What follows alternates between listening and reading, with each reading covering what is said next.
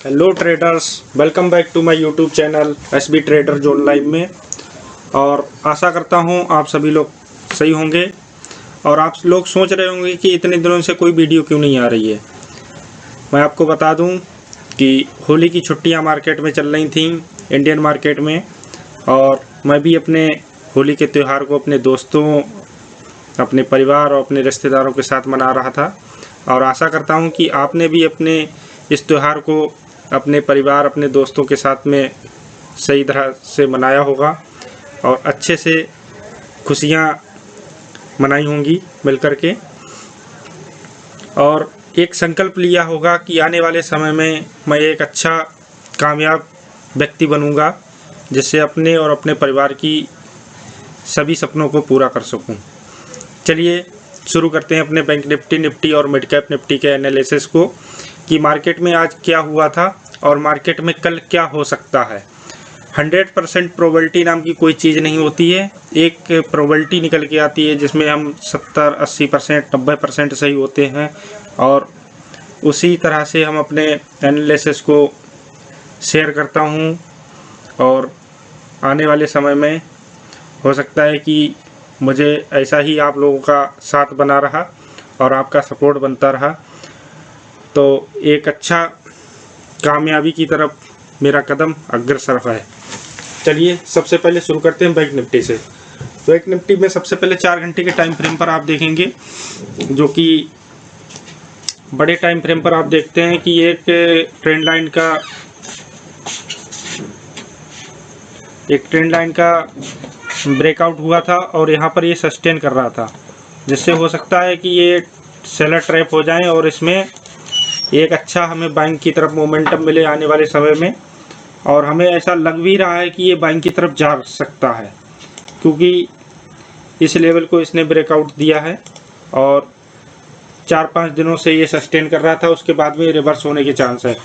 अब यहाँ पर देखेंगे 47,000 के लेवल को अगर इसने ऊपर की ओर ब्रेकआउट दिया तो हो सकता है कि आने वाले समय में हमें 48,000 और 48,000 इस लेवल को, और 48,000 के बाद में हमें ऑल टाइम हाई भी देखने को मिले बैंक निफ्टी में। अब चलते हैं 15 मिनट के टाइम फ्रेम पर। 15 मिनट के टाइम फ्रेम पर बैंक निफ्टी को आप देखेंगे कि 3 दिनों से लगभग ये साइडवेज जोन में ही चल रहा है। कोई किसी भी तरह का मोमेंटम नहीं मिल रहा है और ज़्यादा इसमें मोमेंट कोई अब पहले की तरह रह भी नहीं गया है।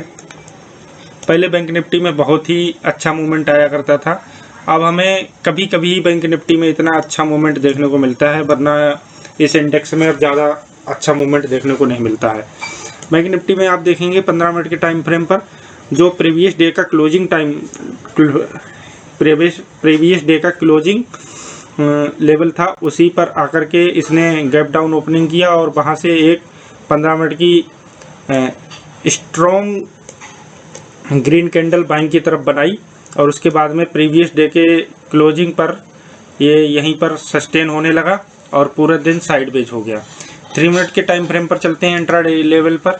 इंट्राडे के लेवल पर हम देखेंगे कि हमें किसी भी तरह का कोई भी मोमेंटम लगभग 11-12 बजे तक कभी भी देखने को नहीं मिला और पूरा दिन ये एक रेंज में ही चलता रहा, जो कि रेंज थी 46,550 से लेकर 46,700-800, लगभग 200-250 के रेंज में इस ट्रेड करता रहा।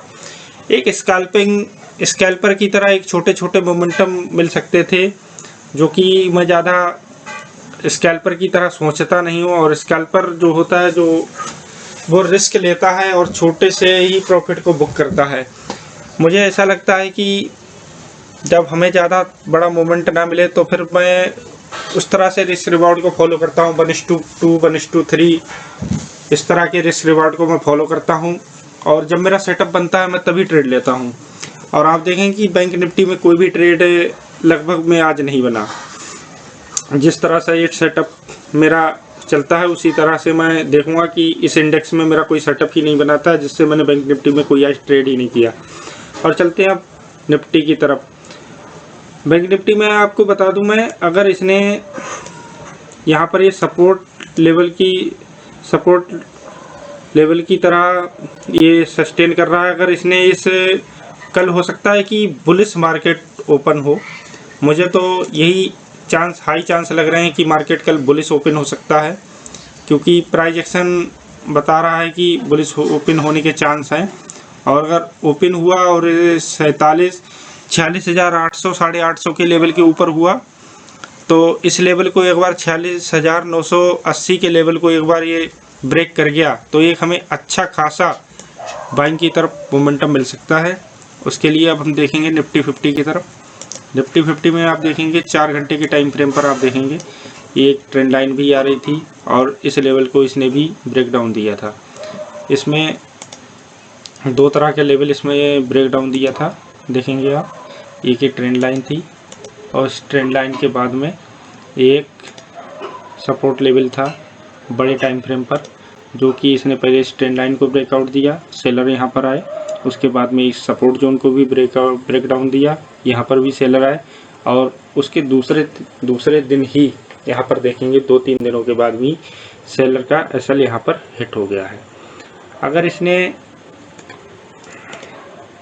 अगर ये बड़े टाइम फ्रेम पर इस लेवल को 22,180 190 के लेवल को ब्रेकआउट दे दिया इसने आने वाले 2-3 दिनों में, तो हो सकता है कि ये टारगेट भी हो सकता है हमारा। और इसके बाद में इसके ऊपर भी टारगेट आ सकता है ऑल टाइम हाई की तरफ। 15 मिनट के टाइम फ्रेम पर आप चलेंगे। 15 मिनट के टाइम फ्रेम पर आप देखेंगे इसने प्रीवियस डे के गैप डाउन ओपन हुआ आज।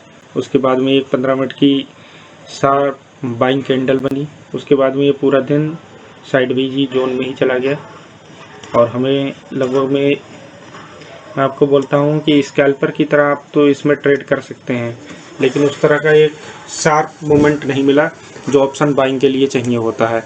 इसमें ऑप्शन सेलर ने पैसा कमाया होगा और आपको पता है कि जिस इंडेक्स की एक्सपायरी होती है उस इंडेक्स में मैं ना तो एनालिसिस करता हूँ ना ही ट्रेड करता हूँ, और अगर मैं ट्रेड करूँगा भी तो अगले वीक के अगली एक्सपायरी के प्रीमियम में ट्रेड करूँगा, जिससे वहाँ पर मुझे थीटा डीके कम से कम लगे। क्योंकि थीटा डीके उस दिन ज़्यादा होता है तो फिर मुझे कोई खास उसका लाभ नहीं मिल पाता है। क्योंकि आप एक बार देखेंगे 2 बार देखेंगे कि आपका ट्रेड चल गया, डबल हो गया, ट्रिपल हो गया, लेकिन आप 10 में से अगर 10 बार ट्रेड लेंगे तो 9 बार आपका वो लगभग में 8 बार आपका अनसक्सेसफुल होगा, 2 ही बार आपका ट्रेड चलेगा। तो जीरो हीरो और इस तरह के लेवल में मैं कोई भी विश्वास नहीं करता हूँ। लोग करते हैं लेकिन सबका अपना अपना नज़रिया होता है, लेकिन मैं नहीं करता हूँ, आपको बता दूँ। तो फिर निफ्टी को तो मैंने आज एनालिसिस भी नहीं किया और ना ही उसमें कोई ट्रेड लिया। देखेंगे कि इस तरह से इसमें कोई भी मोमेंटम नहीं बना और हो सकता है कि अगर गैप अप ओपन हुआ, अगर इस लेवल के ऊपर ओपन हुआ तो फिर ये हम बाइंग की तरफ चलेंगे, और इस लेवल के अगर नीचे ओपन हुआ तो हमें एक रिट्रेस ओपन होने के बाद में एक रिट्रेसमेंट, फिर हम चलेंगे सेलिंग की तरफ। और सबसे प्यारा इंडेक्स मैं आपको बता दूं mid cap Nifty. Mid cap Nifty में आप देखें कि हर दिन वो ट्रेंडिंग रहता है और छोटा मोटा ट्रेंडिंग नहीं रहता है, अच्छा खासा एक ट्रेंड बनाता है और अच्छा खासा पैसा देता है। मेरे तो सबसे प्यारा इंडेक्स मुझे मिड कैप निफ्टी का ही लग रहा है अब, और मैं इसमें ज़रूर ट्रेड करता हूँ। सिर्फ एक्सपायरी के दिन इसे छोड़ देता हूँ, बाकी आप 5 के 5 दिन देखेंगे इसे, सिर्फ एक दिन एक्सपायरी के दिन इसे आप छोड़ दें और बाकी सब दिन ये ट्रेंडिंग रहता है और आपको इसमें एक अच्छा खासा मोमेंटम भी मिल जाएगा जिसे आप कैप्चर करेंगे। 4 घंटे के टाइम फ्रेम पर इसे आप देखेंगे, इसने इस लेवल को ब्रेक डाउन दिया था, उसके बाद में सेलर यहाँ पर आए और ट्रैप हो गए। अभी अगर आपको बता दूं मैं बड़े टाइम फ्रेम पर 10,540 के लेवल को अगर ये ब्रेकआउट देता है तो हमें ऊपर की तरफ टारगेट देखने को मिलेंगे। और अभी तो जिस तरह से इसमें मोमेंटम आया है तो फिर ये रेजिस्टेंस की लेवल पर खड़ा है, सेलर के एरिया में खड़ा है बड़े टाइम फ्रेम पर। अगर इसने 10,550 के लेवल को ब्रेकआउट दिया तो हमें बाइंग की तरफ सोचना चाहिए। इसमें अभी सेलिंग की तरफ हम देख नहीं सकते क्योंकि ये 4 घंटे की टाइम फ्रेम पर एक अच्छा बुलिश कैंडल बना है सुबह के टाइम पर, उसके बाद में एक थोड़ा सा इंडिसीजन टाइप का कैंडल बना है, वो भी ग्रीन कैंडल ही है। लेकिन मुझे तो प्राइस एक्शन के हिसाब से यही लग रहा है कि अगर इसने थोड़ा सा यहाँ पर सस्टेन किया थोड़ी बहुत देर कल के टाइम पर, अगर इसने कल सस्टेन किया तो हो सकता है ऐसे करके ये ऊपर की तरफ निकल जाए और एक हमें एक अच्छा मोमेंटम देखने को मिले। 15 मिनट के टाइम फ्रेम पर इसको देखते हैं मिड कैप को। 15 मिनट के टाइम फ्रेम पर आप देखेंगे जो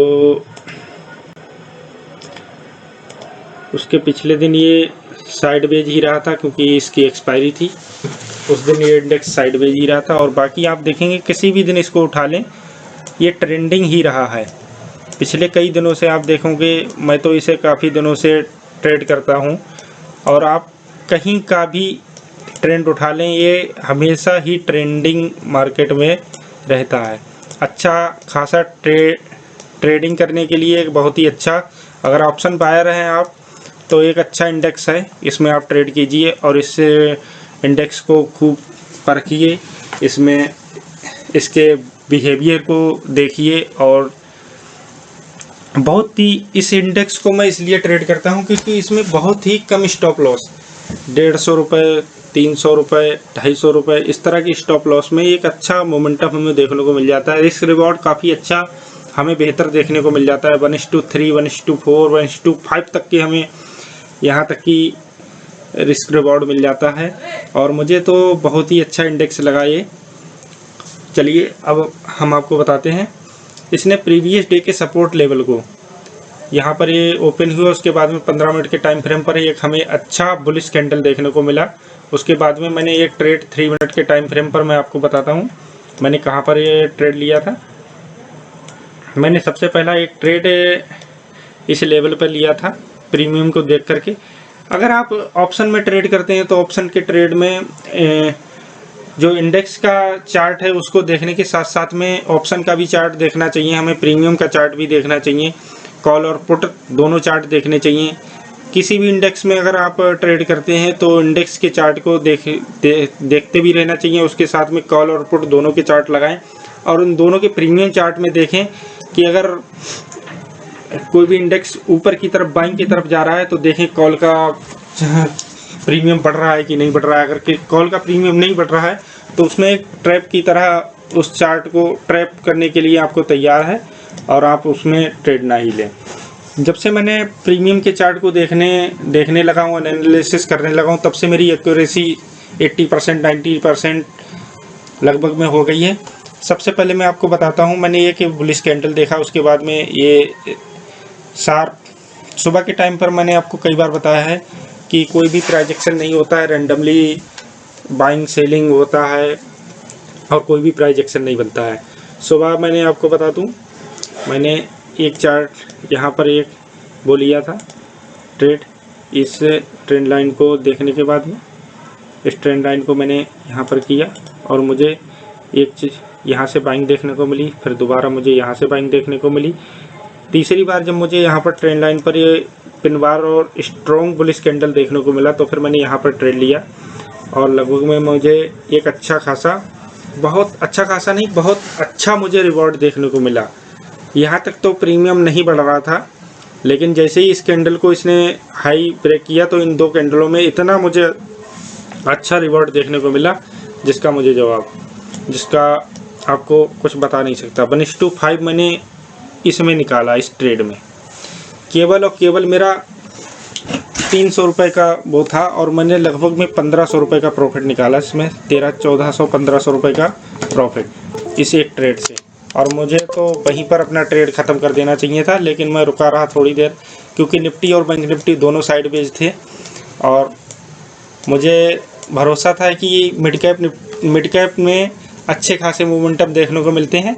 उसके बाद में मेरा एक प्यारा सा सेटअप यहाँ पर बना, इस ट्रेंड लाइन को ब्रेकआउट करते हुए ये साइडवेज हो गया। उसके बाद में यहाँ पर मुझे एक अच्छा खासा बुलिश सिग्नल देखने को मिला और मैंने थोड़े से स्कैल्पिंग की तरह यहाँ पर, क्योंकि रेजिस्टेंस का एरिया था, तो फिर मैंने थोड़ी देर इस ट्रेड में टिका और उसके बाद में मैं इस रेड कैंडल पर निकल आया। अगर इस रेड कैंडल पर मैं नहीं निकलता, क्योंकि मैं एक लॉट से ही ट्रेड करता हूँ, इसलिए अपने रिस्क रिवॉर्ड को बहुत ही ज़्यादा मेंटेन करके रखता हूँ। और इसमें मैं निकल आया, वरना मुझे बहुत ही अच्छा खासा मोमेंटम देखने को मिला। उसके बाद में मैं एक पुलबैक के इंतज़ार में रहा, और जबकि मुझे कोई भी किसी भी तरह का पुलबैक देखने को नहीं मिला। फिर उसके बाद में मैंने तीसरा ट्रेड यहाँ कहीं पर प्लान किया था, आपको बता दूँ। इस ट्रेंड लाइन के ब्रेकआउट होने के बाद में इस ट्रेंड लाइन का ब्रेकआउट हुआ। उसके बाद में मार्केट यहाँ पर थोड़ी देर रिट्रेस कर रहा था, तो मुझे ऐसा लगा कि ये फिर से सेलर को ट्रैप करके ऊपर जा सकता है, तो मैंने यहाँ पर एक ट्रेड ले लिया जिसमें मेरा एसएल हिट हो गया और मैंने अपना डे क्लोज कर दिया।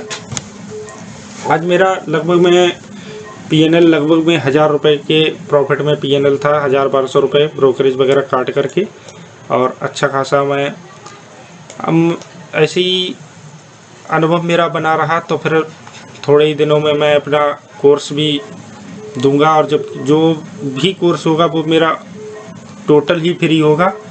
और अभी तो मैं यूट्यूब पर डाल ही रहा हूँ, आप देख रहे हैं, अपने पूरे अनुभव को शेयर कर रहा हूँ आपसे, जिससे किसी भी इंसान को दिक्कत ना हो। जैसा मैंने स्ट्रगल को फेस किया है, कई मैंने कोर्स ऐसे ख़रीदे हैं जिसमें मुझे किसी भी तरह का कोई भी लाभ नहीं मिला, और मुझे खूब बेवकूफ़ बना हूँ मैं कोर्स को ख़रीद कर। मैं तो यही कहूँगा कि किसी के कोर्स के चक्कर में ना पड़ें, खुद से यूट्यूब पर इतना ज्ञान भरा पड़ा है, आप देखें। और सबसे बड़ी चीज़ है अनुभव। जब तक आप 300 अगर एक साल में 365 दिन होते हैं और ट्रेडिंग सेशन को लगा देंगे, तो आप ट्रेडिंग सेशन लगभग में 200 से 250 ट्रेडिंग सेशन होते हैं छुट्टियों को काट करके। अगर उन ट्रेडिंग सेशन को शाम को बैठकर आप एनालिसिस कर देंगे पूरे दिन क्या हुआ, तो फिर ऐसे पता नहीं लगेगा। जब आप लाइव मार्केट में चार्ट को देखेंगे, मैंने 1 से 1.5 साल अपने पूरे मार्केट को दिए हैं। पूरा दिन मैंने मार्केट में बैठा हूँ। मैं ट्रेड नहीं लेता था, लेकिन मैं दिन भर देखता रहता था कि आज मार्केट में क्या हो रहा है, और ये ऊपर की तरफ जा रहा है तो क्यों जा रहा है, नीचे की तरफ जा रहा है क्यों जा रहा है। इस तरह से मैं एनालिसिस करता रहता था, और आज मुझे उससे मेहनत का फल मिल रहा है, और मैं धीरे धीरे सफलता की ओर अग्रसर हो रहा हूँ। चलिए दोस्तों, आज के लिए बहुत लंबी वीडियो हो गई है, और मिलते हूँ मैं कल आपसे कि कल मार्केट में क्या होने वाला है। मेरा तो फ़िलहाल ओवरऑल बुलिश मार्केट की तरफ ज़्यादा वो है कि मार्केट आने वाले 2-3 दिनों में बुलिश हो सकता है, और कल भी गैप अप ओपन होने के चांस ज़्यादा लग रहे हैं मुझे। और गैप अप ओपन होता है तो फिर मैं आपको इंस्टाग्राम और यूट्यूब पर दोनों पर अपडेट कर दूंगा तुरंत ही कि कल मेरा दिया हुआ एनालिसिस सक्सेसफुल है। और आज के लिए इतना ही। चलिए चलते हैं।